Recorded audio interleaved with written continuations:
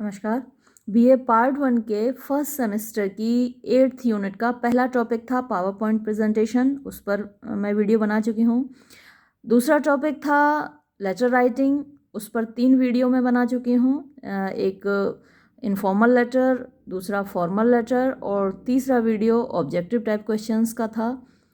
अब आज हम थर्ड टॉपिक लेते हैं 8th यूनिट का, वो है सीवी राइटिंग कंसेप्ट्स। तो आज सीवी के बारे में यानी करिकुलम विटाए के बारे में बात करेंगे। करिकुलम विटाए यानी CV provides an overview of a person's experience.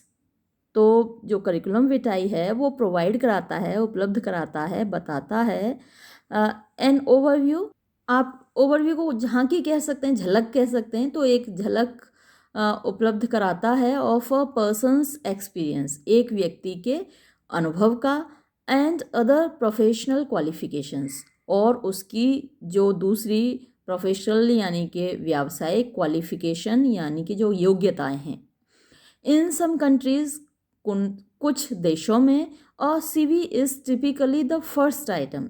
एक जो सीवी है, करिकुलम विटाए है, वो पहली चीज़ होती है दैट, जो कि अ पोटेंशियल एम्प्लॉयर, पोटेंशियल माने कि होने वाला, संभावित, एम्प्लॉयर यानी जो काम देने वाला है, रोजगार देने वाला व्यक्ति है।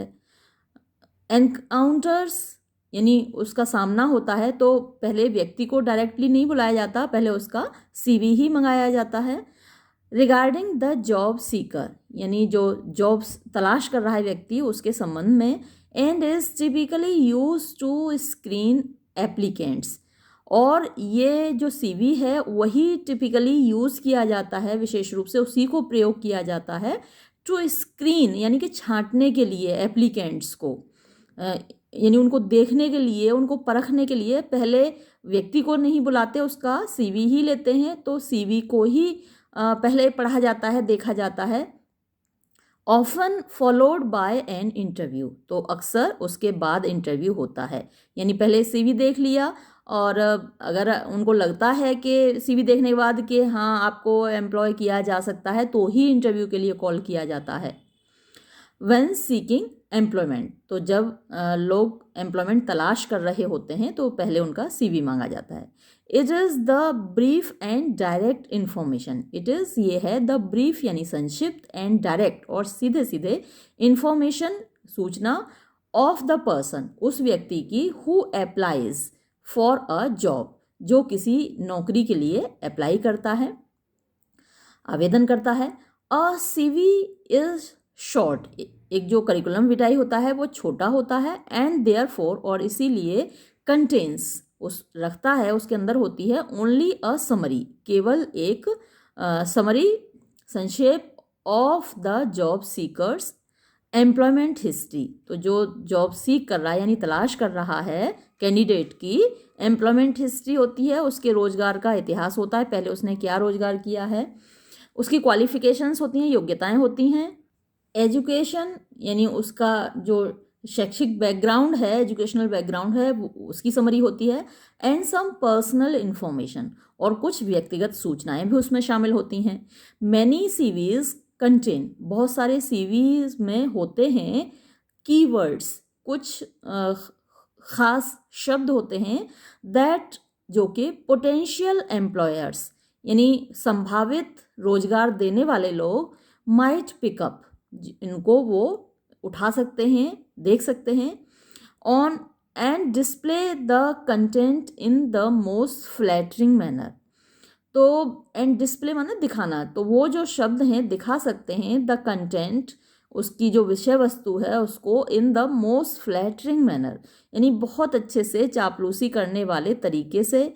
Brushing over information like poor grades, brushing over यानी वो एक ब्रश कर सकते हैं, एक मतलब आवरण कर सकते हैं, ढांक सकते हैं इन्फॉर्मेशन, ऐसी सूचनाओं को, जैसे कि लाइक पुअर ग्रेड्स, अगर आपके ग्रेड्स अच्छे नहीं हैं, ख़राब ग्रेड्स आपके आए हैं, मार्क्स आपके ख़राब आए हैं, लेकिन उसके ऊपर आपने जो सीवी बनाया है उन बुरे ग्रेड्स के साथ, तो कभी कभी आपका वो सीवी एम्प्लॉयर को अट्रैक्ट कर लेता है। तो जो आपका सीवी है वो इसी मायने में बहुत इम्पोर्टेंट होता है कि आपके भले ही ग्रेड्स खराब हैं, मार्क्स खराब हैं, लेकिन आपको अगर सीवी अच्छा बनाने का तरीका आता है तो आप अपने एम्प्लॉयर को इम्प्रेस कर सकते हैं। इन द यूनाइटेड स्टेट्स यानी अमेरिका में अ सीवी इज यूज्ड, तो करिकुलम विटाई को प्रयोग किया जाता है इन एकेडमिक यानी एकेडमिक फील्ड में, शैक्षिक क्षेत्र में, and is far more comprehensive, और ये कहीं ज़्यादा विस्तृत होता है। द टर्म रिज्यूमे, ये एक शब्द है रिज्यूमे। देखिए रिज्यूमे और रिज्यूम शब्द भी है, स्पेलिंग तो यही है, लेकिन कहीं इसको रिज्यूम कहा जाता है और कहीं रिज्यूमे। तो जब ये वर्ब होता है, जैसे कोई काम आपने बंद किया और फिर से शुरू किया तो उसको रिज्यूम कहते हैं, आई रिज्यूम्ड वर्क, तो वहाँ रिज्यूम होता है इसका प्रोनाउंसिएशन। लेकिन जब ये करिकुलम विटाई के सेंस में आता है या बायोडाटा के सेंस में आता है तो इसको हम रिज्यूमे बोलते हैं। तो the term resume which literally means summary, जो कि जिसका शाब्दिक अर्थ होता है, लिटरली का मतलब शाब्दिक अर्थ होता है समरी, संक्षेप। It is used for most recruitment campaigns, तो इसी को प्रयोग किया जाता है मोस्ट ज़्यादातर रिक्रूटमेंट यानी जो भर्तियां होती हैं उनके कैंपेन्स में। अ सीवी इलेबोरेट्स, एक जो सीवी है वो दर्शाता है ऑन एजुकेशन यानी आपकी शिक्षा को, पब्लिकेशंस अगर आपने कुछ रिसर्च पेपर्स वगैरह पब्लिश किए हैं, एंड अदर अचीवमेंट्स, और दूसरी उपलब्धियों को, अगर आपकी और कोई उपलब्धियां रही हैं, आपको मान लीजिए प्राइज़ मिले हैं, अवार्ड मिले हैं, तो वो उसमें शामिल होता है। टू अ ग्रेटर डिग्री यानी ज़्यादा मात्रा में देन अ रिज्यूमे की बजाय।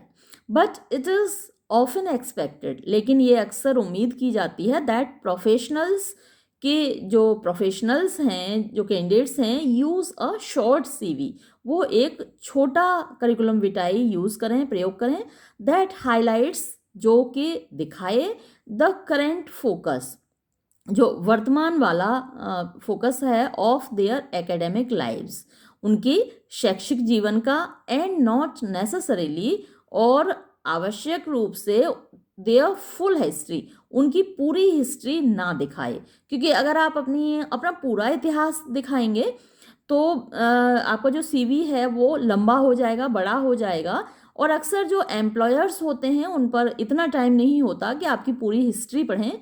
तो जो आपको मेन फोकस करना है अपनी जो चीज़ें ज़्यादा रिमार्केबल हैं, ज़्यादा स्पेशल हैं आपके बारे में, और सबसे बड़ी चीज़ जो ज़्यादा ऑनेस्ट दिखें पढ़ने में, उनको आपको हाईलाइट करना है, मेंशन करना है। नोट दिस सीवी और biodata is also called a resume, तो ये जो सीवी या बायोडाटा है इसको रिज्यूमे भी कहा जाता है। फॉर्मली पहले इट वॉज रिटन, इसको लिखा जाता था in the form of application, एक प्रार्थना पत्र के रूप में, बट नाउ, लेकिन अब it is divided into 2 parts, इसको 2 भागों में बांटा जाता है। तो पहला है अ कवरिंग लेटर, एक कवरिंग लेटर होता है, वेयर, जहाँ ऑल इसेंशियल डिटेल्स, सारी आवश्यक सूचनाएं, अबाउट रेफरेंस एंड डाटा, यानी रेफरेंस के बारे में और डाटा के बारे में, आर इनकॉर्पोरेटेड, माने शामिल की जाती हैं। तो कवरिंग लेटर में ये चीज़ें शामिल होती हैं, सारी इसेंशियल डिटेल्स। फिर और साथ में होता है a biodata with specific aims and objectives, जिसमें कि विशेष उद्देश्य होते हैं, आपके एम्स, टारगेट आपका क्या है, लक्ष्य क्या है, विद अदर डिटेल्स, और साथ में दूसरी डिटेल्स होती हैं, दूसरे विवरण होते हैं, इज एनक्लोज्ड, उसको उसमें शामिल किया जाता है। कवरिंग लेटर में आपको क्या लिखना है, the covering letter is supposed, तो जो कवरिंग लेटर है, जो पत्र है, उसको माना जाता है टू इन्फॉर्म, कि वो सूचना देगा एम्प्लॉयर, आपको जो रोजगार देने वाला है व्यक्ति, उसको the reference of the advertisement, तो आपको उसमें क्या देना है, जैसे कि जब हम लोग फॉर्मल लेटर डिस्कस कर रहे थे तो उसमें मैंने आपको बताया था कि आपको रेफरेंस देना है एडवर्टाइजमेंट का, क्योंकि जो पोस्ट है जिसके लिए आप अप्लाई कर रहे हैं वो कहीं एडवर्टाइज हुई होगी, किसी न्यूज़पेपर में आया होगा, आपने पढ़ा होगा, तो उस एडवर्टाइजमेंट का आपको रेफरेंस देना है कवरिंग लेटर में। एंड द सैड पोस्ट, ये भी आपको लिखना है कि जो पोस्ट बताई गई है उस एडवर्टाइजमेंट में, उस पोस्ट को आपको मेंशन करना है, क्योंकि अक्सर ऐसा होता है एक एडवर्टाइजमेंट में कई सारी पोस्ट के लिए निकलता है एडवर्टाइजमेंट, कई सारी वैकेंसी निकलती हैं, तो जैसे ए क्लास की, बी क्लास की, सी क्लास की या फोर्थ क्लास की, तो आपको बताना है कि आप किस पोस्ट के लिए अप्लाई कर रहे हैं।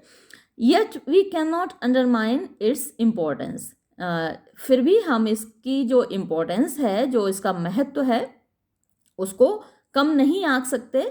It reflects the personality, it reflects, ये दिखाता है द पर्सनैलिटी, व्यक्तित्व को, ऑफ द राइटर, लिखने वाले के, एंड कम्युनिकेशन स्किल्स, और साथ ही उसकी जो संप्रेषण की क्षमताएं हैं। तो ये जो कवरिंग लेटर है, देखिए बायोडाटा में तो आपने मेंशन कर दिया कि हाँ भाई हमने हाई स्कूल तब किया, इंटरमीडिएट इस साल किया, फिर हमने ग्रेजुएशन किया, फिर पोस्ट ग्रेजुएशन किया, तो ये सारा आप ईयर वाइज और अपने ग्रेड्स के साथ मेंशन कर देते हैं। लेकिन आपको किस तरीके से लिखना आता है, आपकी लैंग्वेज कैसी है, आप कितना अच्छा लैंग्वेज पर पकड़ है, आपको भाषा की कितनी समझ है, ये किससे पता चलता है एम्प्लॉयर को? आपके कवरिंग लेटर से। तो आपका कवरिंग लेटर भी बहुत इंपॉर्टेंट है, जो आपकी पर्सनैलिटी बताता है, साथ ही आपकी कम्युनिकेशन स्किल्स बताता है, यानी आपके अंदर अपनी बात को कहने की क्षमता कितनी है। अगर आप अपनी बात को अच्छे से नहीं कह सकते, अच्छे शब्द आपको नहीं आते, प्रॉपर वर्ड्स का यूज़ आप नहीं कर सकते, जैसे कि मैंने आपको पिछला जो वीडियो था जिसमें ऑब्जेक्टिव क्वेश्चंस मैंने डिस्कस किए थे, तो मैंने आपको बताया था कि योर्स अफेक्शनेटली आपको कैसे लिखना है। कुछ बच्चे बहुत गलत तरीके से लिख देते हैं, योर के बाद अपॉस्ट्रोफी लगा देते हैं और फिर अफेक्शनेटली लिखते हैं, या योर सिंसियरली में यही करते हैं। तो ये जो गलतियां हैं कवरिंग लेटर में, ये आपका इम्प्रेशन ख़राब करती हैं जो आपका एम्प्लॉयर है, और एग्जामिनेशन में आपके एग्जामिनर पर आपका गलत इम्प्रेशन डालते हैं। तो ये कवरिंग लेटर बहुत इंपॉर्टेंट है, इसे आपको बहुत सावधानी से लिखना है। अब हम देखते हैं types of curriculum vitae. Curriculum vitae is a Latin word, तो करिकुलम विटाए लैटिन भाषा का एक शब्द है, विच सिग्निफाइज, जिसका अर्थ होता है ब्रीफ, संक्षिप्त, एंड डायरेक्ट, और सीधी सादी इंफॉर्मेशन, सूचना, ऑफ अ पर्सन, एक व्यक्ति की, हु वांट्स, जो चाहता है, टू अप्लाई, आवेदन करना, और अप्लाइज या आवेदन करता है, फॉर अ जॉब, एक नौकरी के लिए। जनरली, प्रायः, there are 3 types of CVs, 3 प्रकार के सीवी होते हैं, करिकुलम विटाए होते हैं। पहला है इसमें chronological curriculum विटाए।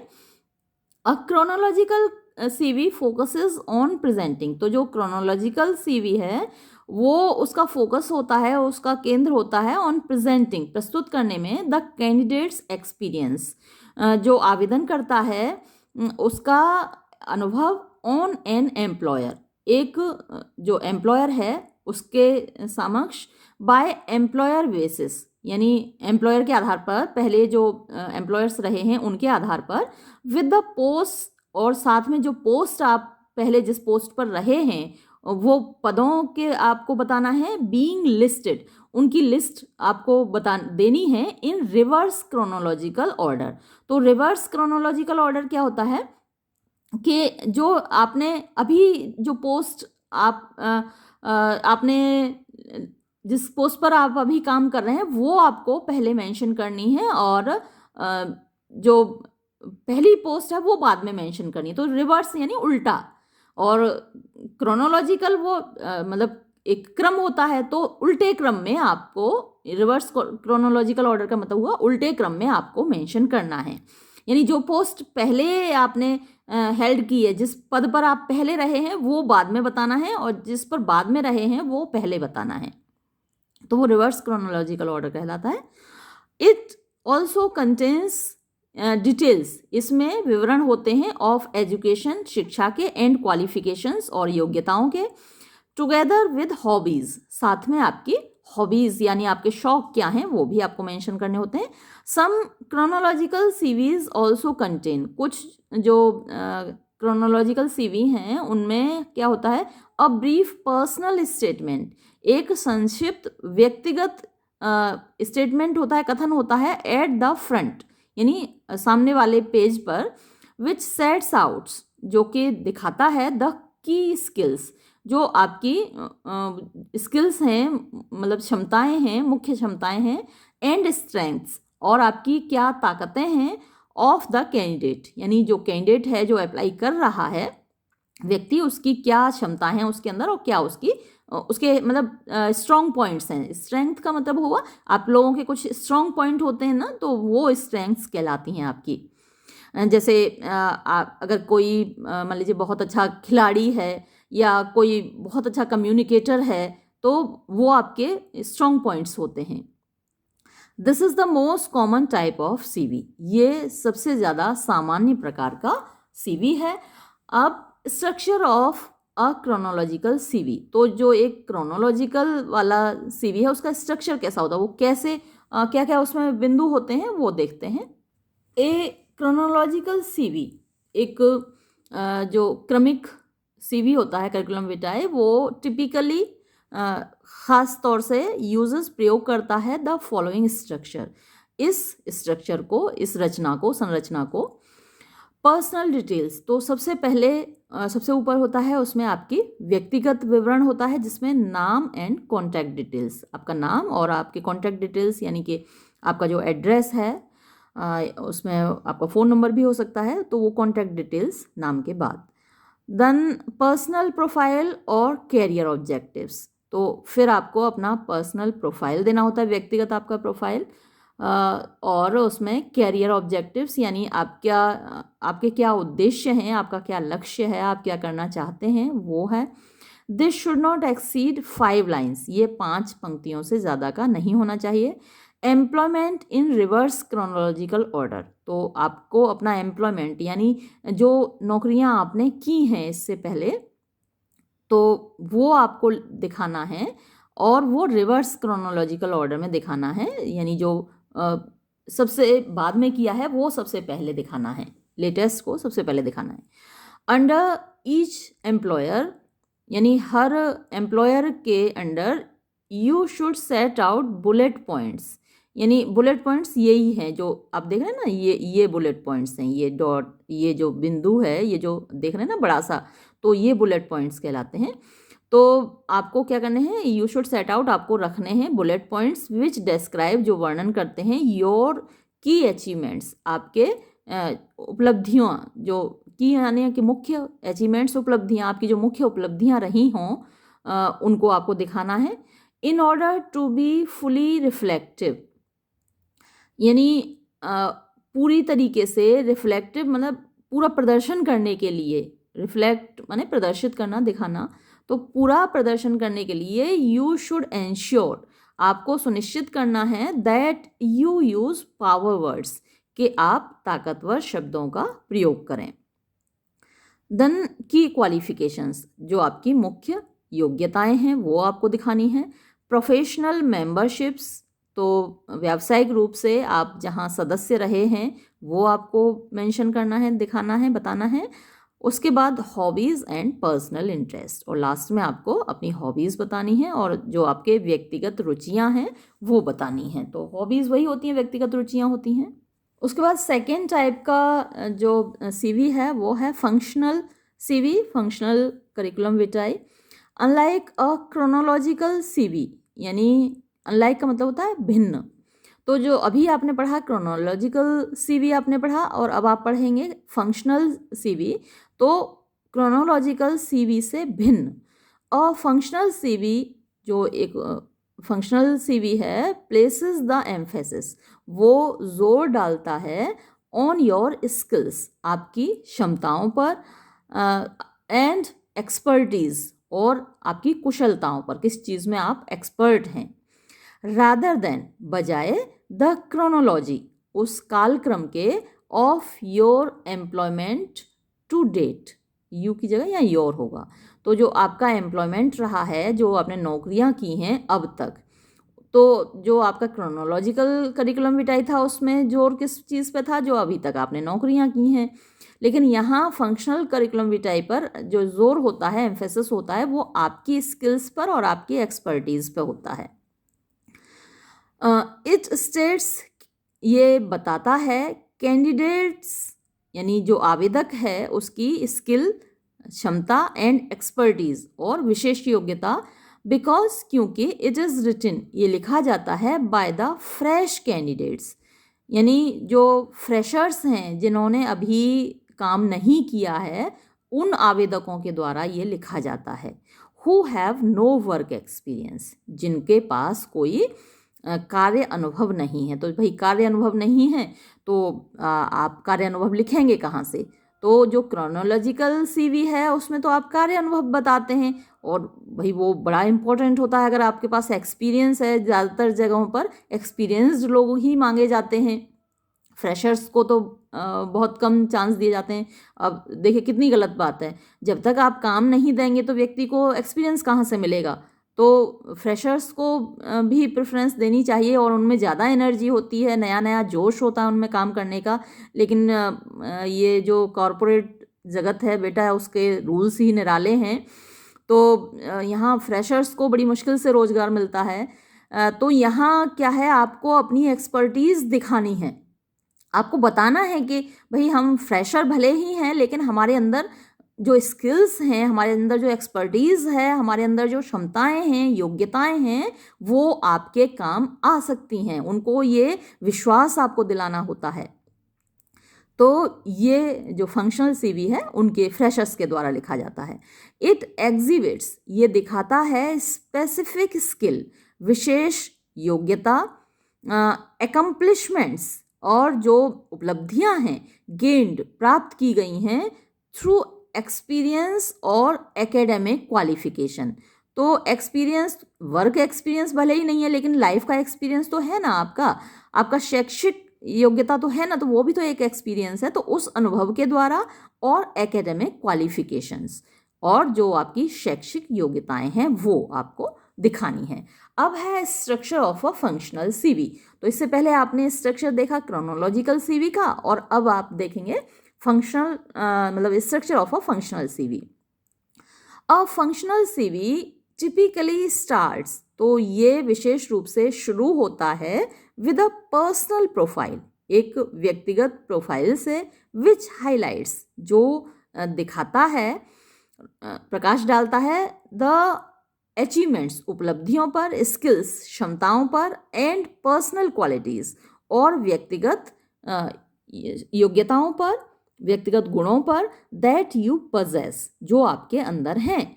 This is then followed, और उसके बाद जो चीज़ आती है वो क्या है, by a succession of sections, यानी एक के बाद एक सेक्शंस होते हैं, each relating to a different skill, उनमें से ईच प्रत्येक रिलेटिंग संबंधित होता है, और डिफरेंट स्किल एक अलग मतलब क्षमता से और एबिलिटी, योग्यता से और क्षमता से। दीज शुड बी ऑर्डर्ड, इनको क्रम में रखा जाना चाहिए, in decreasing order of importance. Decreasing order मतलब कि जो सबसे ज़्यादा इम्पोर्टेंस रखता है, जो महत्व रखता है, सबसे ज़्यादा महत्वपूर्ण जो चीज़ है वो सबसे ऊपर आनी चाहिए। तो ये डिक्रीजिंग ऑर्डर ऑफ इम्पोर्टेंस होता है कि सबसे महत्वपूर्ण चीज़ सबसे ऊपर, और जो उससे कम उसके नीचे, फिर उससे कम उससे नीचे, तो ये डिक्रीजिंग ऑर्डर होता है। और अगर आपने पहले रखी जो सबसे कम इम्पोर्टेंट है, फिर उससे ज़्यादा इम्पोर्टेंट, फिर उससे ज़्यादा इम्पोर्टेंट, तो वो इंक्रीजिंग ऑर्डर ऑफ इम्पोर्टेंस होता है। तो यहाँ आपको क्या लिखना है, डिक्रीजिंग ऑर्डर ऑफ इम्पोर्टेंस लिखना है। सबसे पहले अपनी वो योग्यता बतानी है जो सबसे ज़्यादा इम्पोर्टेंट है। Instead of focusing on any particular job, यानी किसी विशेष जॉब पर, नौकरी पर फोकस करने की बजाय, यू शुड डिस्क्राइब, आपको वर्णन करना चाहिए, योर एक्सपीरियंस, अपना अनुभव, इन इट्स ग्लोबलिटी, जो इसकी ग्लोबलिटी यानी जो संपूर्णता है, ग्लोबलिटी यानी पूर्णता होती है। मतलब कि अगर ऐसा हो कि जैसे पर्टिकुलर जॉब के बारे में अगर आप दिखाएंगे, फोकस करेंगे, और मान लीजिए वो पोस्ट खाली नहीं है, तो और कोई पोस्ट खाली है, जैसे आपने किसी स्कूल में आप अप्लाई कर रहे हैं और आपने ये बताया कि भाई हमको बायोलॉजी पढ़ानी आती है, हम इसको पढ़ा सकते हैं। अब वहाँ पर बायोलॉजी का टीचर ऑलरेडी अवेलेबल है, तो आपको फिर वही किस पोस्ट पर रखें?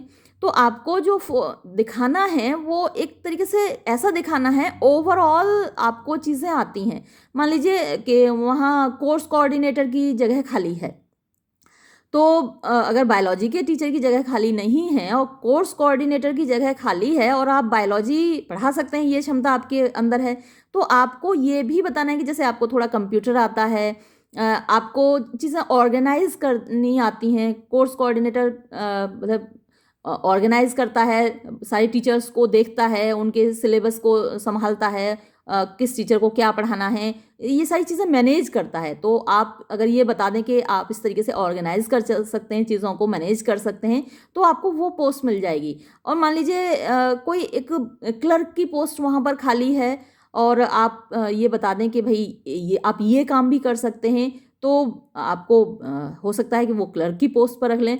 तो इसीलिए क्योंकि आप फ्रेशर हैं, आपके पास एक्सपीरियंस है नहीं, तो आप कुछ ऐसा दिखाएं कि आपके पास ये सारी योग्यताएं हैं। अगर इनमें से एक भी पोस्ट ऐसी खाली है जहां आपका उपयोग वहां संस्था में हो सकता है, तो सामने वाला बंदा आपको रख ले, एम्प्लॉयर किसी भी पोस्ट पर आपको रख ले, मतलब आपको छोड़े ना, कि हाथ से ना निकलने दे। आपको ये बताना है कि भाई मेरे अंदर इतनी सारी योग्यताएं हैं, इनमें से अगर एक भी योग्यता यूज़ हो सकती है आपकी संस्था में, तो मुझे रख लीजिए।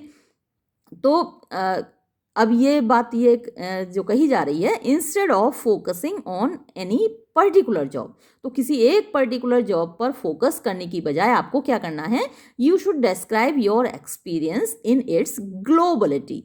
तो ग्लोब क्या है, जो संपूर्ण पृथ्वी है उसी को तो हम ग्लोब बोलते हैं।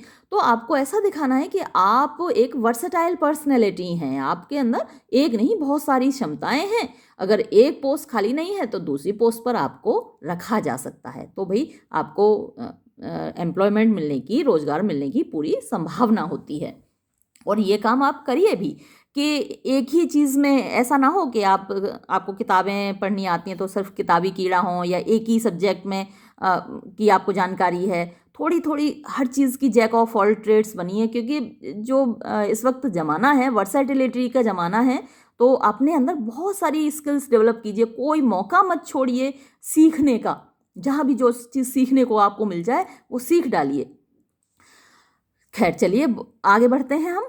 हियर आर एग्जाम्पल्स, तो यहाँ उदाहरण हैं ऑफ फंक्शनल हेडिंग्स। जो फंक्शनल हेडिंग्स आप यानी काम के से संबंधित जो हेडिंग आप रख सकते हैं, दैट आर कॉमनली फाउंड, जो प्रायः पाए जाते हैं एक फंक्शनल सीवी में। तो एडमिनिस्ट्रेशन है, यानी आपके अंदर प्रशासन की क्षमता है, जैसे मैंने अभी आपको वो जो बताई थी ना कोर्स कोऑर्डिनेटर वाली, या फिर वाइस प्रिंसिपल की जगह होती हैं तो वो खाली होती हैं, तो वो एडमिनिस्ट्रेशन वाली पोस्ट होती हैं। कई जगह ऐसा होता है कि आपके अंदर अगर बहुत सारी क्षमताएं हैं और आपके सब्जेक्ट की पोस्ट खाली नहीं है ना, मान लीजिए जैसे मैंने आपको बताया कि बायोलॉजी के आप टीचर हैं, या फिजिक्स आपने एमएससी किया है और वो पोस्ट खाली नहीं है, तो कम से कम आपको वाइस प्रिंसिपल या ऐसी किसी पोस्ट पर रख सकते हैं वो लोग। तो आपको बताना है कि एडमिनिस्ट्रेशन की क्षमता आपके अंदर है, प्रशासनिक क्षमता आपके अंदर है। एडवर्टाइजिंग, यानी आप चीज़ों को अच्छा एडवर्टाइज कर सकते हैं, आप मतलब कि आप विज्ञापन अच्छा कर सकते हैं, क्योंकि आजकल देखिए हर इंस्टीट्यूशन अपने विज्ञापन पर बहुत फोकस करता है, चाहे उसके इंफ्रास्ट्रक्चर कैसा भी हो, चाहे वहाँ काम कैसा भी हो, लेकिन वो अपने आप को एडवर्टाइज बहुत अच्छा करना चाहते हैं, अपने आप को शो बहुत अच्छा करना चाहते हैं। तो आप अगर अपने सीवी में ये लिखेंगे कि आपके अंदर एडवर्टाइजिंग स्किल्स हैं, आपको विज्ञापन देना आता है, विज्ञापन लिखना आता है, चीज़ों को विज्ञापित करना आता है, तो आपके लिए एम्प्लॉयमेंट की संभावनाएं होती हैं। कम्युनिकेशन, और ये कम्युनिकेशन तो आप कवरिंग लेटर की अभी बात हुई थी, तो उसमें आपका कम्युनिकेशन स्किल्स दिखती भी हैं, और साथ ही आपको बताना है कि आपको कम्युनिकेशन स्किल्स आपके अंदर हैं, तो आपको कोई भी पोस्ट मिल सकती है, जैसे कि आप प्रिंसिपल के असिस्टेंट हो सकते हैं ना, उनके लिए काम कर सकते हैं। और फिर कंसल्टिंग, यानी आपको कई चीज़ों की जानकारी होनी चाहिए, तब आप कंसल्टेंट बन सकते हैं किसी के। जैसे बच्चों को आप मतलब काउंसलिंग कर सकते हैं, तो कंसल्टेंट बन सकते हैं। ये आपको आप हेडिंग डाल सकते हैं। काउंसलिंग, हाँ वही, कंसल्टिंग और काउंसलिंग लगभग एक जैसी हैं। अब काउंसलिंग में जैसे जॉब काउंसलिंग है, या फिर साइकोलॉजिकल काउंसलिंग भी होती है, एक मनोवैज्ञानिक काउंसलिंग होती है, तो ये क्षमता आपके अंदर है। कस्टमर सर्विस की क्षमता आपके अंदर है, डिज़ाइनिंग की क्षमता आपके अंदर है, फिर एडिटिंग है, संपादन आप कर सकते हैं, एजुकेशन है, इलेक्ट्रॉनिक्स है, इंजीनियरिंग है, ह्यूमन रिसोर्सेज है, मानव संसाधन, और आईटी एक्सपीरियंस है आपके पास, इंफॉर्मेशन टेक्नोलॉजी का एक्सपीरियंस है, या फिर जर्नलिज्म, पत्रकारिता का कोई मतलब आपकी जानकारी है, पत्रकारिता की आपको जानकारी है, लॉ कानून की आपको जानकारी है, लीडरशिप आपके अंदर क्षमता है, नेतृत्व की क्षमता है, मैनेजमेंट यानी आपके अंदर व्यवस्थापक की क्षमता है, मार्केटिंग की क्षमता है, किसी चीज़ को बेचना आपको आता है, मार्केटिंग कर सकते हैं, प्लानिंग योजना बनाने की क्षमता है आपके अंदर, पब्लिक रिलेशंस, पब्लिक के साथ संबंध बनाने की, एक पब्लिक रिलेशंस ऑफिसर होता है, पीआरओ की एक पोस्ट होती है, वो मान लीजिए क्षमता आपके अंदर है, तो आपको पीआरओ रखा जा सकता है। अगर कोई और पोस्ट आपके लिए खाली नहीं है तो पीआरओ आपको रखा जा सकता है। पब्लिशिंग, प्रकाशन, यानी कैसे चीज़ों को पब्लिश करना है, प्रकाशित करना है। रिसर्च यानी शोध की क्षमता आपके अंदर है। सेल्स, वही मार्केटिंग और सेल्स लगभग एक ही चीज़ है। और सुपरविज़न एंड ट्रेनिंग, आप सुपरवाइज़ कर सकते हैं, दूसरे लोग कैसे काम कर रहे हैं उसको आप सुपरवाइज़ कर सकते हैं। ट्रैवल, यानी आपको बाहर जाना पड़े, यात्रा करनी पड़े इंस्टीट्यूशन की खातिर, जिस कंपनी में आप काम करने जा रहे हैं उसकी खातिर, तो वो क्षमता आपके अंदर है। राइटिंग की क्षमता आपके अंदर है। तो ये सारे हेडिंग्स हैं। मेन सेक्शंस यानी मुख्य जो भाग हैं, these are the example sections, ये जो अभी नीचे आपको बताए जा रहे हैं ये उदाहरण के तौर पर भाग हैं।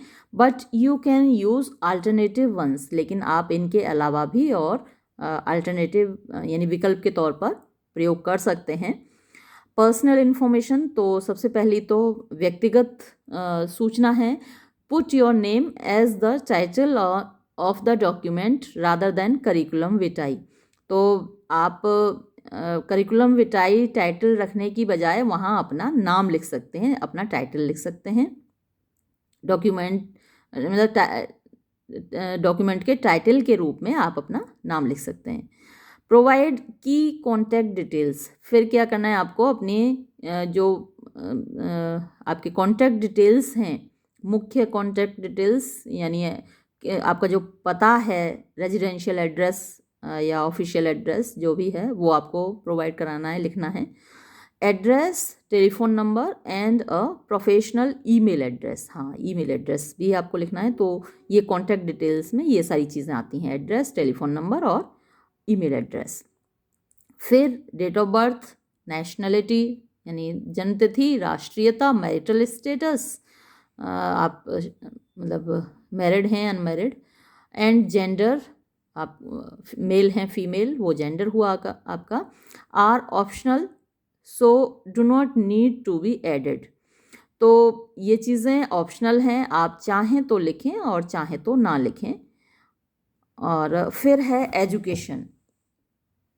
एजुकेशन में start with the most recent first, तो जो आपका लेटेस्ट है, हाल ही का जो आपको डिग्री मिली है, कोई डिप्लोमा किया है आपने, तो वो आप पहले लिखें। फिर include the institutions name, subject studied, आपको उसमें शामिल करना है इंस्टीट्यूशन का नाम यानी जो संस्था है जहाँ से आपने स्टडी किया है उसका नाम, सब्जेक्ट जो आपने पढ़ा हो, प्रेडिक्टेड और अचीव्ड रिजल्ट, और जो रिजल्ट आया हो, जो उपलब्धियाँ आपकी रही हों, एंड एनी फर्दर डिटेल्स, और आगे की जो विवरण हैं वो दैट मे बी रेलिवेंट, जो कि यहाँ मेंशन करने के लायक हो। रेलिवेंट मतलब कि जो यहाँ मेंशन करने लायक हो, बताने लायक हो। टू द रोल, उस भूमिका के लिए यू आर अप्लाइंग फॉर, जिसके लिए आप अप्लाई कर रहे हैं, आवेदन कर रहे हैं। फिर you should include A level and GSCE information or equivalent at this point as well as your degree for, तो आपको जो यू शुड इंक्लूड, आपको शामिल करना है ए लेवल, जो पहला लेवल है वो, और ये GCSE होता है, GSCE नहीं, general certificate of secondary education, उसकी इंफॉर्मेशन आपको देनी है, और इक्विवेलेंट या उसके बराबर एट दिस पॉइंट, यहीं पर, एज वेल एज साथ में योर डिग्री, आपके पास जो डिग्री हो उसकी सूचना भी आपको देनी है। फॉर CG, हाँ तो देखिए यहाँ तो सही दिया है और यहाँ पर इन्होंने GCSE की जगह GSE कर दिया। For GCSEs employers are often mainly interested in maths and English at this level। तो general certificate of secondary education, यानी ये आपके पास सेकेंडरी तक की आपके पास एजुकेशन है, और उसके बाद अगर आपको एम्प्लॉयमेंट मिल रहा है तो वो जो एम्प्लॉयर्स होते हैं नौकरी पर रखने वाले, जो इस लेवल के बच्चों को, कैंडिडेट्स को नौकरी पर रखते हैं, तो वो मेनली इंटरेस्टेड होते हैं, उनकी जो रुचि होती है उन बच्चों को रखने में जिनके मैथ्स और इंग्लिश अच्छे होते हैं। फिर है work experience. Again start with the most recent first, तो यहाँ भी आपको वही करना है जो अभी एजुकेशनल क्वालिफिकेशन में जैसे आपको बताया गया था कि आपको मोस्ट रिसेंट पहले देना है, जो लेटेस्ट आपकी क्वालिफिकेशन है वो पहले बतानी है और पहले वाली बाद में बतानी है। यहाँ भी वही करना है वर्क एक्सपीरियंस में, तो आपको लेटेस्ट वर्क एक्सपीरियंस जो अभी अभी आपने नौकरी जहाँ की है वो सबसे पहले बताना है। तो स्टार्ट यानी शुरू कीजिए विद द मोस्ट रिसेंट, हाल ही के फर्स्ट, उसको पहले लिखिए।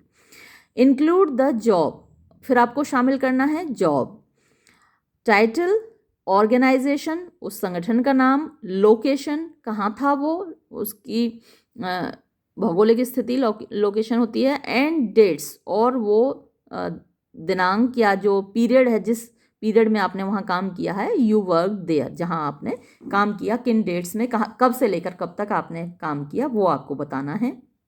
उसके बाद डिस्क्राइब, वर्णन कीजिए, योर टास्क, अपने कामों का, और अचीवमेंट्स, उपलब्धियों का, एंड की रेस्पॉन्सिबिलिटीज़, और मुख्य रेस्पॉन्सिबिलिटीज़ का, जिम्मेदारियों का। Making use of action verbs, उसमें आपको एक्शन वर्ब्स यानी का प्रयोग करना है, जैसे मैं आपने ये किया, आपने वो किया, तो वो एक्शन वर्ब्स कहलाती हैं। Ensure the tense used is consistent, तो एंश्योर माने सुनिश्चित करना, तो आप सुनिश्चित कीजिए कि जो टेंस आपने यूज़ किया है, प्रेजेंट, पास्ट, फ्यूचर, 3 टेंस होते हैं, तो जो टेंस का प्रयोग है वो कंसिस्टेंट होना चाहिए, मतलब सही होना चाहिए, उचित होना चाहिए। That is use past tense, आपको पास्ट टेंस का प्रयोग करना है when referring to past experience, जब आप अपना अतीत का अनुभव बता रहे हैं। एंड प्रेजेंट टेंस, और आपको प्रेजेंट टेंस का प्रयोग करना है when referring to current experiences, तो जो आपके हाल ही के अनुभव हैं यानी वर्तमान में जो आपके अनुभव हैं, तो उसमें प्रेजेंट टेंस का यूज़ करना है। जैसे कि अभी मैं ये नौकरी कर रहा हूँ इस वक्त, तो प्रेजेंट टेंस में आएगा, और जो किया था वो पास्ट टेंस में आएगा, तो आपको टेंस का ख्याल रखना है।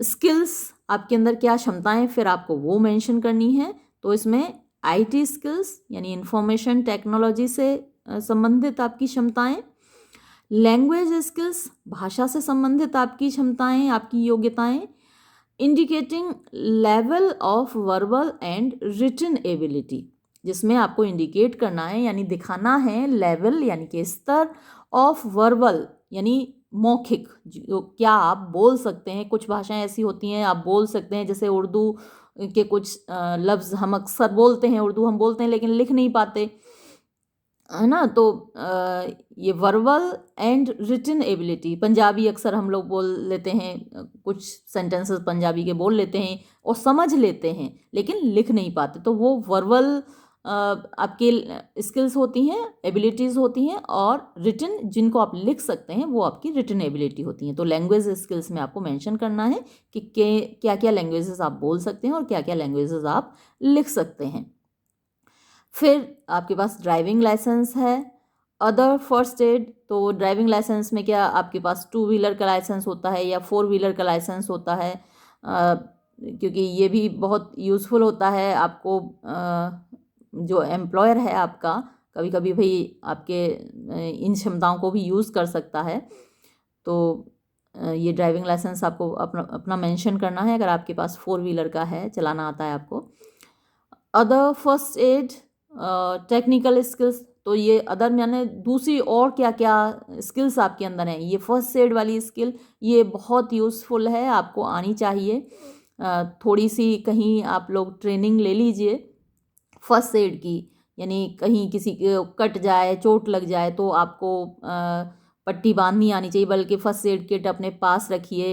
अक्सर बीटाडिन और कई सारी चीज़ें, पट्टी, कॉटन, एक छोटी सी कैंची, ये सारी चीज़ें फर्स्ट एड किट में आती हैं, तो वो अपने पास रखिए और वो आपको यूज़ करना आना चाहिए, तो ये भी एक स्किल मानी जाती है। टेक्निकल स्किल्स, आपको कुछ और चीज़ें टेक्निकल आती हैं तो वो टेक्निकल स्किल्स में आता है और आप उसको मेंशन कर सकते हैं अगर आपके पास हैं। देन इंटरेस्ट एंड अचीवमेंट्स, आपकी रुचियाँ क्या हैं और आपकी उपलब्धियाँ क्या हैं। This area is often of great interest to recruiters, तो ये जो एरिया है, ये जो क्षेत्र है, इज़ ऑफन अक्सर होता है, ऑफ ग्रेट इंटरेस्ट काफ़ी रुचि का, टू रिक्रूटर्स जो आपको काम पर रखने वाले हैं, भर्ती करने वाले लोग हैं उनके लिए। मेंशन, यानी आप मेंशन कीजिए, उल्लेख कीजिए की इंटरेस्ट, जो आपकी मुख्य रुचियां हैं। रोल्स ऑफ रेस्पॉन्सिबिलिटी, आपने जो रेस्पॉन्सिबिलिटी, जो भूमिकाएं आपने निभाई हों, जो जिम्मेदारियां आपने निभाई हों वो।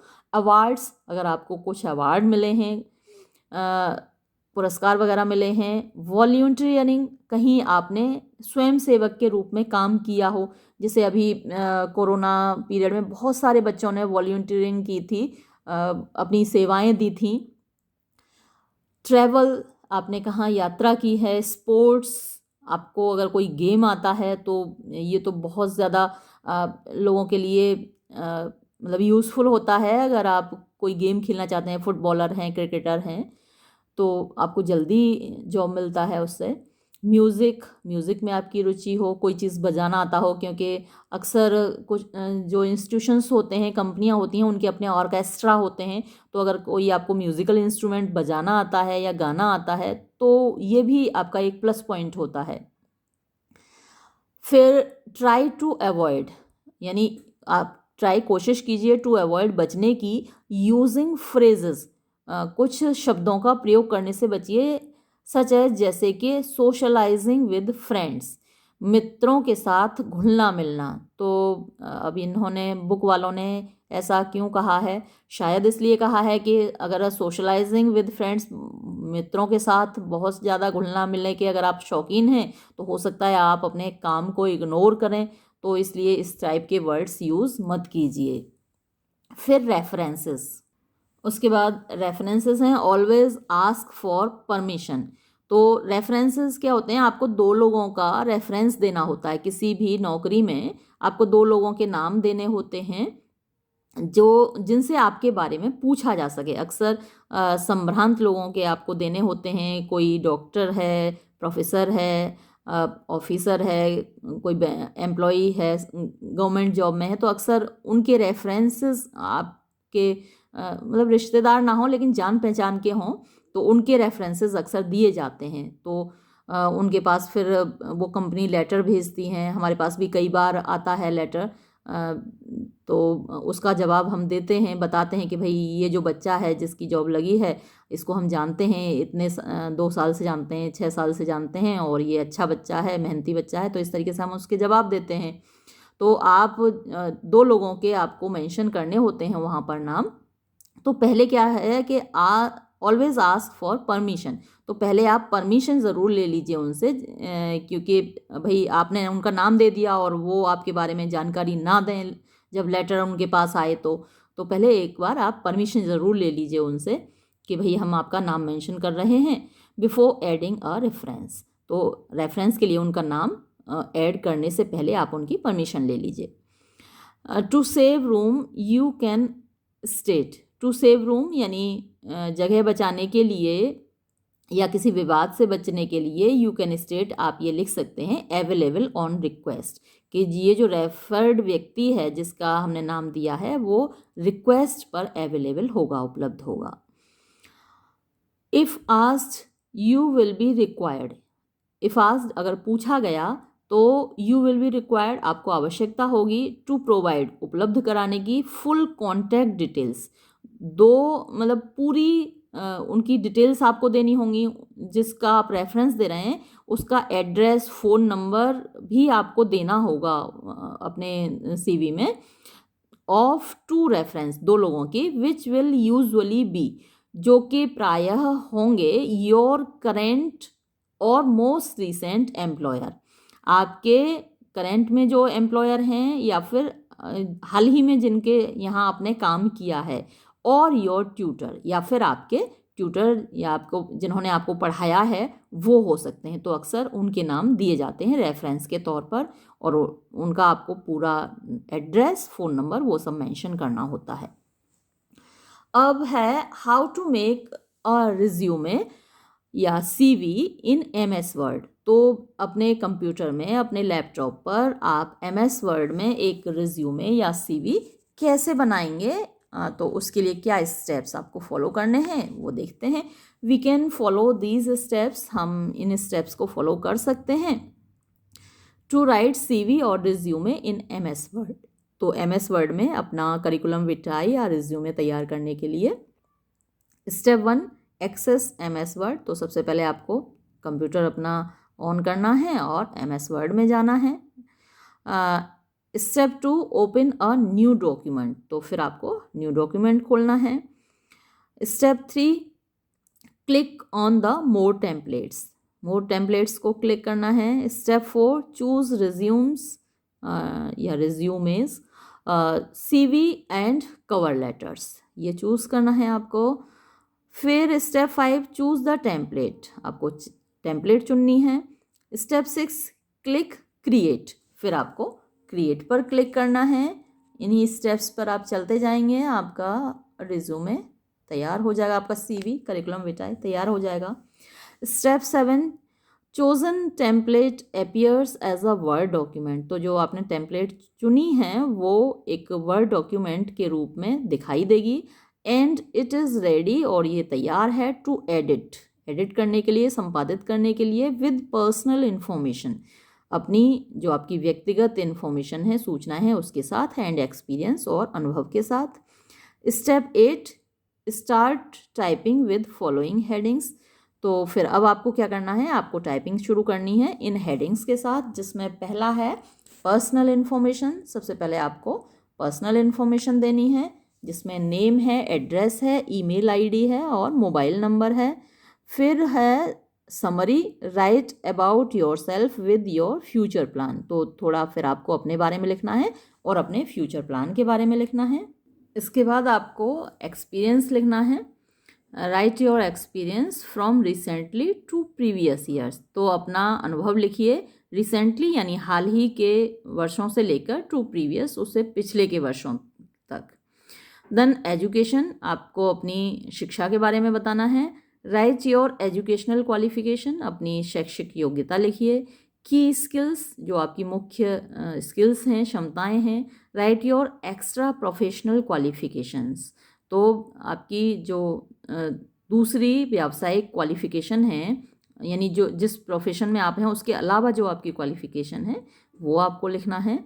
Certifications, right about your special award और सर्टिफिकेट्स, तो यहाँ अगर आपको कोई विशेष पुरस्कार मिले हैं, सर्टिफिकेट मिले हैं तो उनके बारे में लिखना है। इंटरेस्ट और हॉबी, आपके इंटरेस्ट क्या है, आपकी हॉबी क्या है उसके बारे में लिखना है। राइट अबाउट योर हॉबीज़ और इंटरेस्ट इन स्पेसिफिक फील्ड। किसी विशेष क्षेत्र में आपकी हॉबीज़ हैं, म्यूज़िक है, गार्डनिंग है, तो वो आपको लिखना है। Then languages, write about knowledge regarding languages.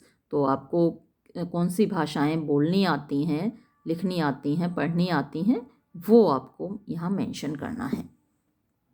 और अब बात करते हैं रिज्यूमे की। वैसे तो अक्सर ये इंटरचेंजेबल होते हैं, आप सीवी या रिज्यूमे कह सकते हैं, दोनों को एक दूसरे से एक्सचेंज कर सकते हैं, एक की जगह दूसरे वर्ड को यूज़ कर सकते हैं, लेकिन हल्का सा कहीं डिफरेंस माना जाता है कि जो रिज्यूमे है वो करिकुलम विटाई से थोड़ा छोटा होता है। तो थोड़ा सा इसके बारे में देख लेते हैं। आ रिज्यूमे इज़ अ डॉक्यूमेंट। तो एक रिज्यूमे एक डॉक्यूमेंट है यूज्ड, जिसको कि प्रयोग किया जाता है टू प्रेजेंट, प्रस्तुत करने के लिए, बैकग्राउंड्स, पृष्ठभूमि एंड स्किल्स और क्षमताएं ऑफ पीपल, लोगों की। Resume can be use, resume को प्रयोग किया जा सकता है for a variety of reasons, बहुत सारे कारणों के लिए, बट लेकिन मोस्ट ऑफन, ज़्यादातर, दे आर यूज, उनका प्रयोग किया जाता है टू सिक्योर, पाने के लिए, न्यू एम्प्लॉयमेंट, नया रोजगार। अ टिपिकल रिज्यूमे एक जो मूलभूत रिज्यूमे होता है, एक विशेष रिज्यूमे कंटेंस, उसमें समाहित होता है अ समरी, एक संक्षेप ऑफ रेलिवेंट जॉब एक्सपीरियंस। तो जो आपके रेलिवेंट जॉब एक्सपीरियंसेस हैं, यानी आपके पास जो अनुभव हैं काम के, एंड एजुकेशन, और आपकी शैक्षिक योग्यता। द रिज्यूमे इज़ यूजुअली, तो रिज्यूमे प्रायः होता है one of the first items, पहली चीज़, along with a cover letter. तो कवर लेटर के बारे में हमने तभी बात की थी जब हम करिकुलम विटाई की बात कर रहे थे, तो यहाँ भी कवर लेटर होता है।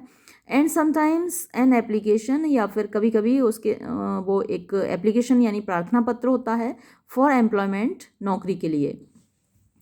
विच, जो कि अ पोटेंशियल एम्प्लॉयर, यानी जो एक संभावित रोजगार देने वाला व्यक्ति है, सीज, देखता है, रिगार्डिंग द जॉब, काम के संबंध में, रिगार्डिंग द जॉब सीकर, जो कार्य को तलाश कर रहा है कैंडिडेट, उसके संबंध में, एंड इज टिपिकली यूज्ड, और इसको विशेष रूप से प्रयोग किया जाता है टू स्क्रीन एप्लीकेंट्स, यानी स्क्रीन देखने के लिए या छांटने के लिए एप्लीकेंट्स, आवेदकों को।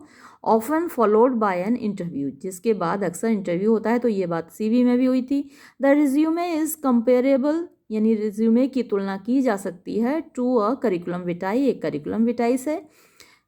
इन मैनी कंट्रीज़, बहुत सारे देशों में, यानी बहुत सारे देशों में यही होता है कि रिज्यूमे या करिकुलम विटाई एक्सचेंजेबल वर्ड्स होते हैं। हाउएवर, किंतु इट इज़ सब्सटेंशियली शॉर्टर, ये विशेष रूप से छोटा होता है देन अ सीवी, एक करिकुलम विटाई से, in Canada, the US, America में, एंड ऑस्ट्रेलिया, और ऑस्ट्रेलिया में। इन फ्रेंच, फ्रांसीसी भाषा में, रिज्यूमे मीन्स समरी, रिज्यूमे का मतलब होता है एक समरी, एक संक्षेप। दस, इस प्रकार, resume is the summary, resume एक संक्षेप है ऑफ योर स्किल्स, आपकी क्षमताओं का, एक्सपीरियंस, आपके अनुभव का, एंड एजुकेशन, और आपकी शिक्षा का। इट शुड नॉट बी, ये नहीं होना चाहिए, मोर देन 2 पेजेस, 2 पेज से ज़्यादा का। ये रिज्यूमे का एक सैम्पल है, तो ये देख लीजिए। ये परमानेंट एड्रेस वैसे ये इधर गलत दिया है, यहाँ आना चाहिए लेफ़्ट साइड पर ही, तो ये यहीं आएगा। और नाम है, एड्रेस है, मोबाइल नंबर है, ईमेल एड्रेस है। फिर ऑब्जेक्टिव्स हैं, टू जॉइन और रेप्यूटेड ऑर्गेनाइजेशन, यानी एक प्रसिद्ध ऑर्गेनाइजेशन, संगठन को ज्वाइन करना। दैट कैन ऑफर, जो दे सके, मी, मुझको, चैलेंजिंग एंड डायनेमिक जॉब, यानी एक चुनौतियों से भरा हुआ और एक सक्रिय काम, विद लर्निंग एक्सपीरियंस, जिसमें मुझे कुछ सीखने को मिले, अनुभव मिले सीखने का, and growth, and ultimately can provide satisfaction. तो ग्रोथ हो, यानी मेरा पर्सनैलिटी डेवलपमेंट हो, मेरे व्यक्तित्व का विकास हो, और अल्टीमेटली अंततः कैन प्रोवाइड सेटिस्फैक्शन, वो मुझे संतुष्टि भी उपलब्ध करा सके। एक जॉब सेटिस्फेक्शन होता है ना, एक तो हम काम करते हैं अनमने ढंग से काम करते हैं, मन नहीं है फिर भी काम किए जा रहे हैं, और एक वो काम होता है जिसको करना हमें अच्छा लगता है, हम एंजॉय करते हैं उस काम को, तो वो जॉब सेटिस्फेक्शन होता है। फिर एजुकेशनल क्वालिफिकेशन है, तो देखिए सबसे पहले इन्होंने BCA जो किया है पहले वो बताया है, और उसके बाद BCA फ्रॉम इग्नू से किया है इन जो भी साल है 2021 आप दिखा सकते हैं। इंटरमीडिएट फ्रॉम यूपी बोर्ड, उससे पहले यूपी बोर्ड से इंटरमीडिएट किया है, तो BCA 3 साल का होगा, तो अगर आप इसको 2021 दिखाएंगे तो इंटरमीडिएट दिखाएंगे आप 2018 की, है ना, 19, 20, 21, तो 3 साल का BCA हो गया, और फिर यहाँ इंटरमीडिएट आप दिखाएंगे 2018 की। फिर आप हाई स्कूल दिखाएंगे यूपी बोर्ड से, तो हाई स्कूल आप 2 साल पहले की दिखाएंगे, 2018 का अगर आपने इंटरमीडिएट दिखाया है तो 2016 की फिर आप हाई स्कूल दिखाएंगे। और टाइपिंग स्पीड ऑन कंप्यूटर, आपको टाइपिंग आती है कंप्यूटर पर 52 वर्ड्स पर मिनट, तो ये आपकी टाइपिंग स्पीड है, यानी आप एक टाइपिस्ट के लिए अप्लाई कर रहे हैं तो ये उसके लिए आपका रिज्यूमे है, और आप 52 शब्द प्रति मिनट आप टाइप कर सकते हैं। फिर आपका पर्सनल प्रोफाइल, ये आप पहले भी लिख सकते हैं, इसमें फादर्स नेम है, डेट ऑफ बर्थ है, नेशनलिटी है, और जेंडर है आपका, मैरिटल स्टेटस है, लैंग्वेज आपको हिंदी इंग्लिश आती है, फिर आपको डेट डालनी है, प्लेस और सिग्नेचर। तो इसमें भी आपने देखा कि सारी ज़रूरी चीज़ें यहाँ भी आई गई। एक एम्प्लॉयर को क्या जानना है आपके बारे में, आप क्या कर सकते हैं, आपकी क्वालिफ़िकेशंस क्या हैं, तो वही ज़्यादातर जानना होता है। तो रिज्यूमे भले ही छोटा है लेकिन ज़रूरी चीज़ें आ गई इसमें भी। और जो आपने करिकुलम विटाई आपने पढ़ा तो वो थोड़ा सा बड़ा होता है, कॉम्प्रिहेंसिव होता है, और उसमें आप ज़्यादा चीज़ें ऐड कर सकते हैं। तो ये वीडियो हम यहीं समाप्त करते हैं। धन्यवाद।